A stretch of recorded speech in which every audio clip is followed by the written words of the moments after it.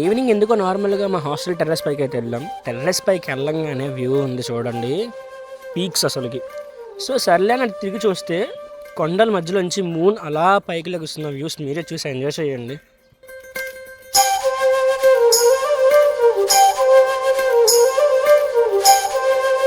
కింద కామెంట్ సెక్షన్లో మీకు డే అంటే ఇష్టమా నైట్ అంటే ఇష్టమా కింద కామెంట్ సెక్షన్లో కామెంట్ చేసేయండి.